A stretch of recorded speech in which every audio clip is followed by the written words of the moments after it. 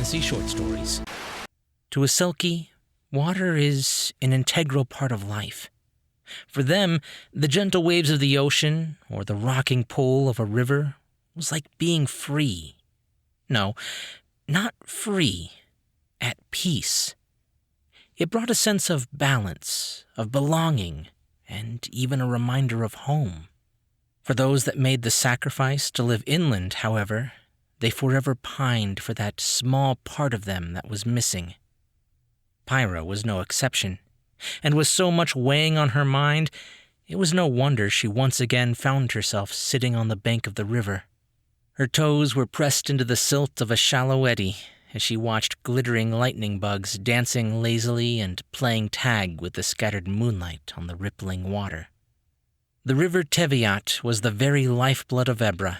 It was an immense body of water that stretched from the very peaks of the mountains to the north to where it drained into the ocean at the southern end of the country.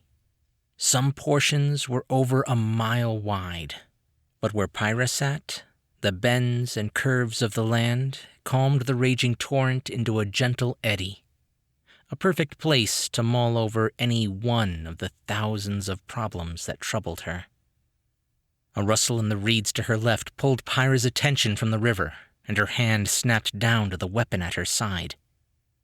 She relaxed when she saw the blade of a silver halberd bobbing in her direction.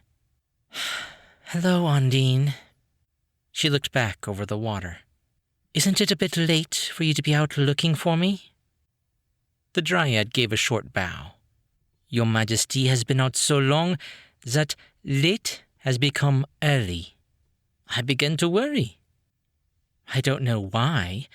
Elias's armies patrol this area." Pyra pursed her lips at the words. Another item on her list of problems. She had pleaded with her husband to return the undead to rest, now that the country no longer required their services. But he outright refused, telling her that the need for an undying soldier was greater now than ever. She sighed. "I'm not in any danger." Undine clicked her tongue against her teeth. "That is not why I've come all the way out here." As she wiggled her bare toes in the mud, a flurry of tiny fish swam to investigate, and Pyra felt a small smile on her lips.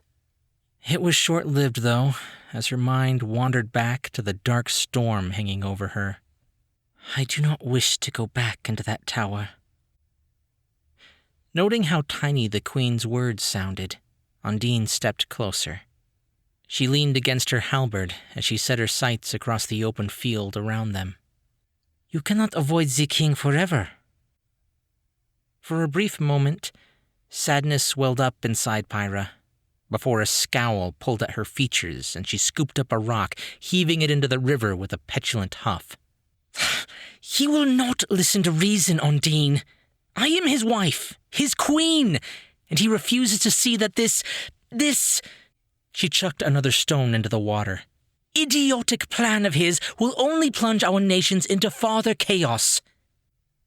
Like the last ember in the fireplace, her anger was spent, and she sighed, slumping her shoulders. "There's something different about my husband. He is not the man I remember." "Of course he isn't." Undine looked over at her ward. "Nor are you the woman he left behind. You have both changed in your time apart." She let out a wry chuckle. "For one, the two of you are far more stubborn than before. 50 years is a long time, but I'm sure you'll both come around soon enough. You just need to remember why you love one another." There was no way around the warring emotions inside her.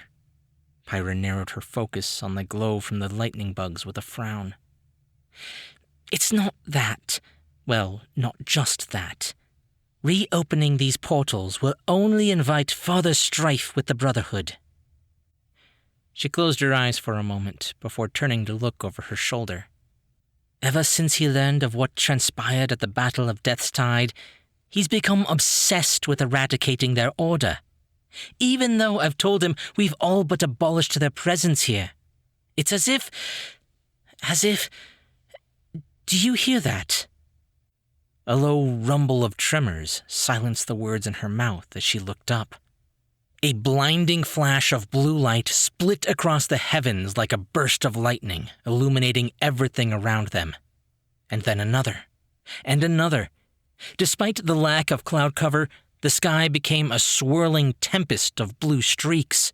It was impossible to discern where one ended and another started, until Pyra realized that many of the jagged bolts were simply hanging in the air, expanding and widening. Undine? She climbed to her feet as the lightning illuminated something impossibly large as it crawled free from the storm, hovering in midair. It looked, for all the world, like a floating city. What the hell? Chester was ducking and dodging the dangerous projectiles loosed from within the halls of the High Inquisitor's grand estate. Is going...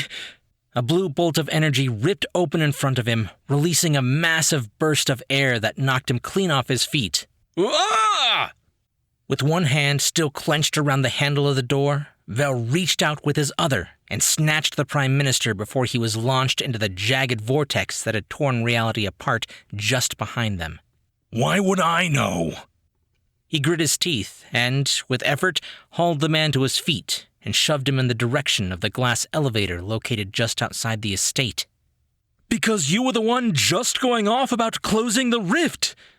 The ground gave another bone-rattling shake, and Vel could see the start of a large fissure reaching out into the street from one of the fields. That was about something entirely different. He threw out his arm, ready to catch the Prime Minister if needed, as the two of them stumbled towards the ornate lift. Chester pounced at the golden lock, his fingers fumbling to push the key into the door. So, not about the crazy storm of reality-tearing lightning things. Got it. He worked past the trembling in his hand to twist the key, and a resounding click could be heard as the glass door swiveled open. He turned to usher in the cyborg when there was a deafening screech of grinding gears. He looked back to see the entire platform within plummet into empty space. Failing to stave off a hyperventilating panic attack, Chester watched as the entire lift disappeared into the chaos below, the rest of the shaft in a million pieces. Okay, so perhaps a glass elevator was not the safest way to the ground during an earthquake. We need another way down. He turned to see his companion staring wide-eyed off into the distance. How long has that been there? Vel gestured with a hesitant lift of his hand as a frown tugged at his brow. Have I just never noticed it before? Turning in the direction indicated, Chester's own eyes went wide as they cast upon a building in a distant field he had never seen. No, that's definitely new. It wasn't so much a building, but more like a medieval castle, and it didn't behave like a normal brick structure should. It was actively unfolding on itself, like a living origami figure. Towers sprouted out of the sides, along with parapets busting out of the ramparts. Bridges and enclosed hallways reached off into space, awaiting to connect to its unformed half. All of it illuminated by a sky of blue fire, dotted with airships spinning wildly in the chaotic storm. What in the name of the scholar is happening here? With nowhere to run, Undine forced the queen behind her as stone walls sprang up around them like a cage, the roof slamming in over their heads with a loud crash. Someone made a cry of alarm behind them, and she spun, brandishing her halberd. She hesitated at the sight of a scrawny man in a two-piece nightgown cowering behind his wife and child. "Who are you? Why are you in my house?" the woman screeched, pulling the copper bed warmer from beneath her mattress like a club.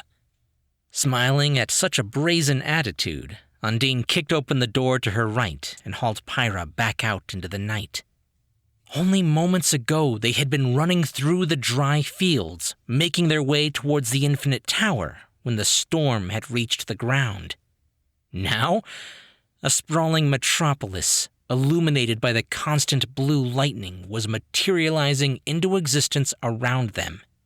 Storefronts, cobblestone roads, and curious metal beasts were all appearing between the blades of dead grass and spindly trees. Undine! The river! The Dryad looked over her shoulder to see the city wasn't just contained to land. It was forming above the raging surface of the river, but there was nothing to support the structures. The earth was being swept away as fast as it could materialize. Buildings were dissolving into the waves, and screams erupted in the chaos of buffeting winds and constant roiling thunder. Undine felt the queen lurch towards the devastation, but she reached out and grabbed her by the arm. We cannot stop. We must return to the tower at once. Pyra yanked herself free and sprinted down the newly formed road. I don't know what's happening or why, but those people are dying. They need our help. Giving chase, Undine caught something through the flashing light. The floating structure above them was growing legs. Monstrous pillars of stone and metal reaching down from the plate to find purchase below. As she followed the queen to the river, she could see one of the legs begin to form above the water and immediately crumble. Like the cry from an ancient dragon, a tremendous roar filled the air as the stone leg shattered and dissolved into the river. Large portions of the floating structure broke free as the entire city listed to one side. Undine felt her heart dip into her feet as she saw a section fracture away and tilt in their direction. Digging a heel into the ground, she put on a burst of speed and snapped up the queen, diving into the roiling water just as debris impacted around them like meteorites.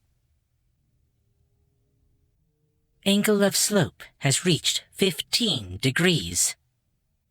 Growling with effort, Vel ran as fast as he could uphill in the freshly tilled earth. But each step came with a struggle as his boots sunk deep into the soft topsoil. He looked back to see Chester was, surprisingly, keeping pace. He was ready to make a snide remark when something behind them tore the laughter from his throat. Oh, crap! Boom!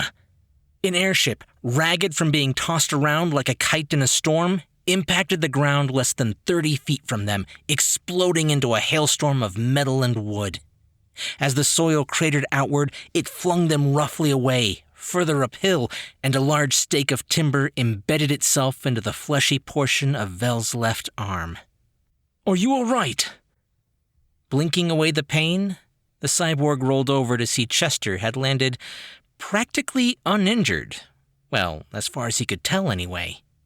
Vel looked down to see a shaft of wood protruding from beneath the muscle in his upper arm, letting out an angry growl. This was a new coat. He wrapped his mechanical fingers around the chunk of wood and ripped it free. Before he could find something to bind the wound, however, he felt the sickening sensation of free fall as the entire section of plate dropped some 10 feet before the underlying spiderweb of cables and supports halted the platform's progress. As the ground settled, he began to slide down what had become a steep hill. Angle of slope has reached 25 degrees. Clawing at the soft earth with his mechanical hand, Vel finally managed to grab hold of something solid. And as he did, Chester latched onto his injured arm as he slid past. He cried out in pain as he forced himself to keep his grip firm. The sound of metal straining in agony erupted in the chaos, and a large section of the aerial farmland near the edge of the disc crumbled under the pressure, snapping free and falling. Unprepared for the horrors unfolding around them, Chester could only watch as screams exploded into the night. Angle of slope has reached 30 degrees. This wasn't good. They needed to get off the platform before the entire thing collapsed. Vel looked back up the incline at the crashed ship. He managed to get his feet underneath him and pulled the Prime Minister to his as well. You implemented my safety measures on all your ships, right? Numb to the words in his ears, Chester didn't understand the cyborg at all. His city was under siege, and people were... By the scholar, all those people. With another growl, Vel reached out and slapped him with his left hand. Right? Ow! Chester shook his head, clearing the fog from his brain. He rubbed at his cheek with confusion. Yes, I put your stupid request through ages ago. What? Oh. Dumbfounded, Vel offered the Prime Minister an expectant look. Let's go already. He didn't wait for the other man as he began to climb as fast as he could. I really don't mean to rush you, and perhaps now is not the best time for me to complain, but... Chester paused, cinching his arms tight around the cyborg's waist as he looked down. They were plummeting from the sky on an island of concrete and steel as it tipped towards the ground at a rapidly increasing speed. But do you think you could hurry up with a plan already? Angle of slope has reached 55 degrees. His hand gripped tight around an exposed length of rebar. Vel waited for the precise moment to let go and release them from the plummeting death trap. A marginally difficult task to do in the best of circumstances, made all the more challenging by the constant screams of panic from his traveling companion. Will you stop shouting at me? I'm trying to time this just right. Why must he always have a passenger when plummeting out of the sky? Angle of slope has reached 75 degrees. Well, here goes nothing.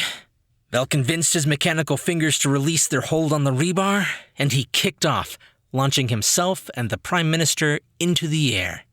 He hoped there was enough distance between them and the plate. With a small prayer, he reached up and pulled the ripcord near his shoulder. A billowing white cloth unfurled like the wings of a giant moth, spreading open behind them, and with a yank, slowed their descent into something more survivable. I don't like this. I don't like this at all. Vel couldn't help the roll of his eyes. How a civilization had ever invented mass air transit, but not the parachute, was beyond him. After surviving his first plunge from the sky, he had insisted that the Prime Minister outfit all ships with them. But apparently, he should have specified the exact number of chutes needed.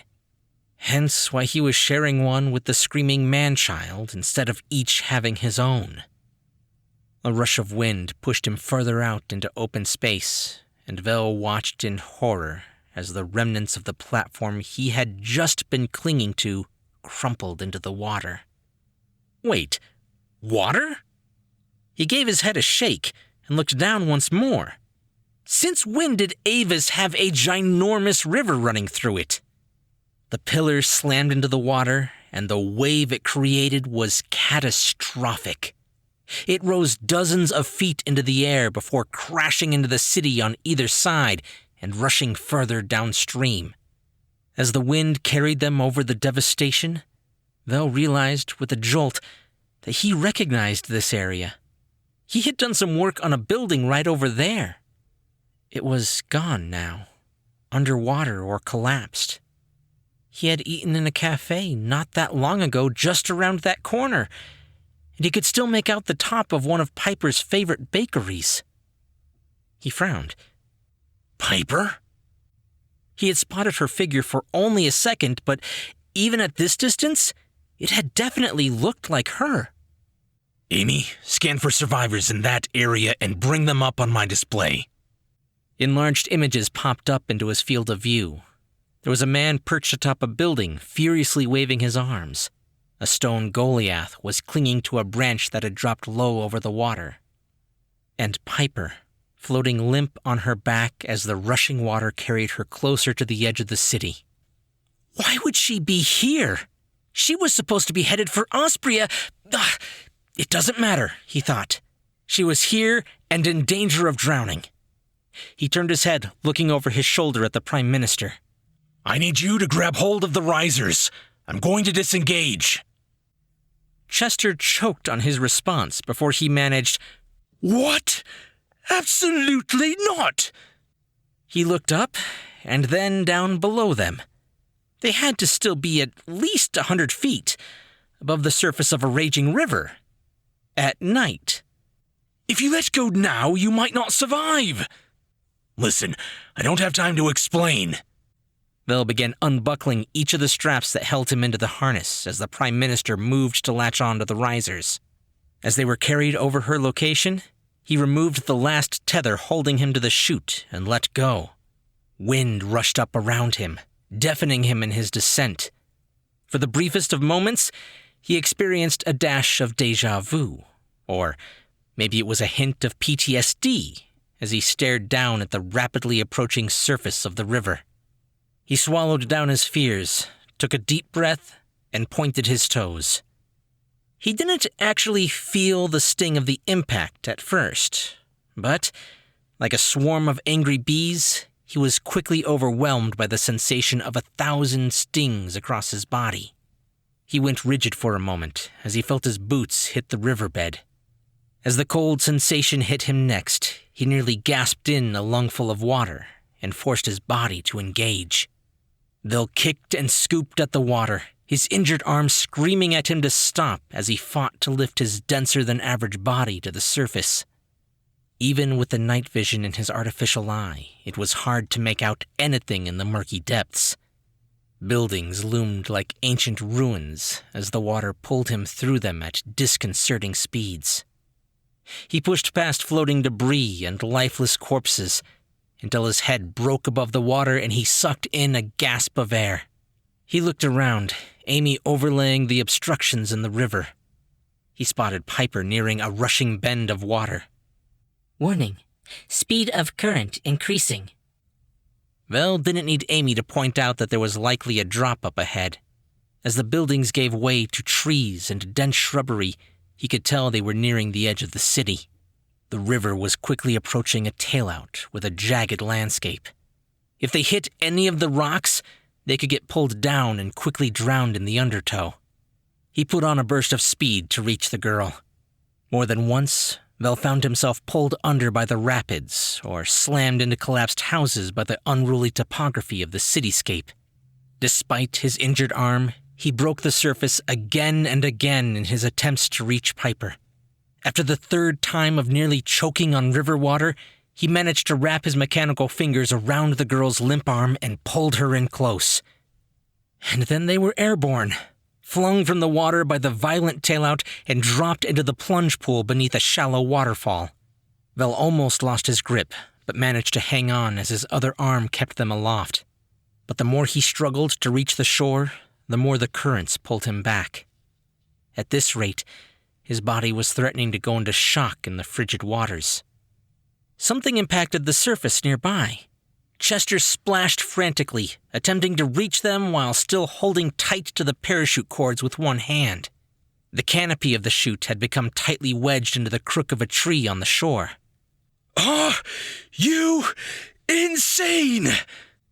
He snapped his fingers around the cyborg's mechanical hand, and hauling back against the ropes, began to drag the three of them to the calm water of the shallows.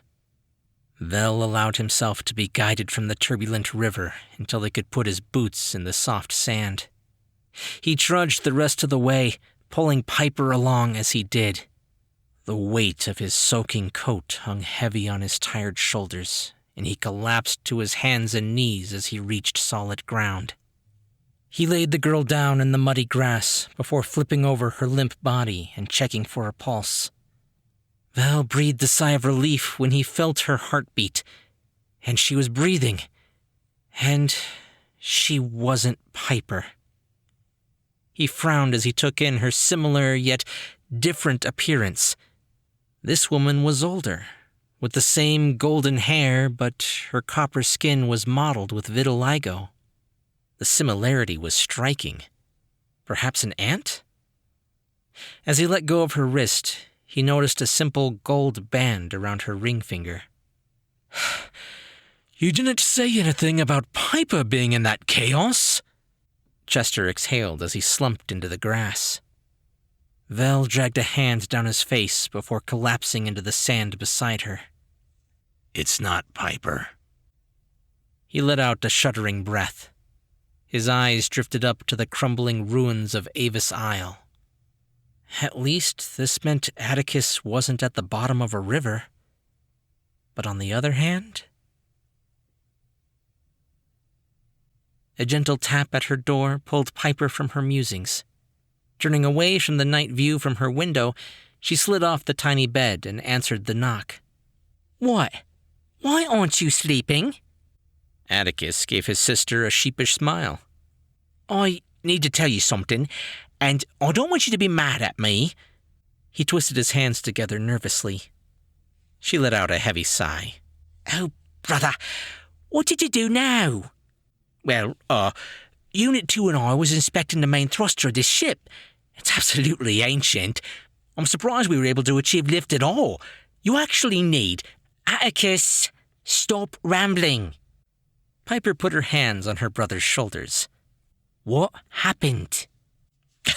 Right. Well, it's not something I did so much as something I noticed. There's a lot of blue lights headed our way. Is that normal?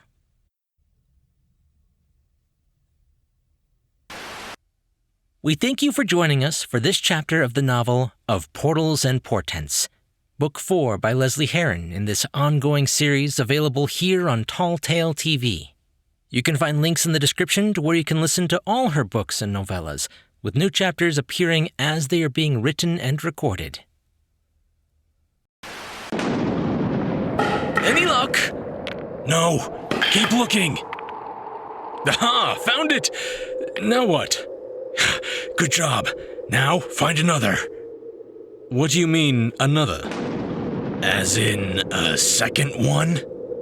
Why would there be a second one? Why wouldn't there be? Your instructions clearly stated that each ship should be outfitted with a parathingy. You said nothing about needing more than one. I thought that was obvious. They only fit one person. Oh. I suppose I should have read more carefully. Wow, okay. You know what? Just give it to me. What? No. You said it only fits one. I found it. I get to use it. Ugh. So, do I just pull this string now, or...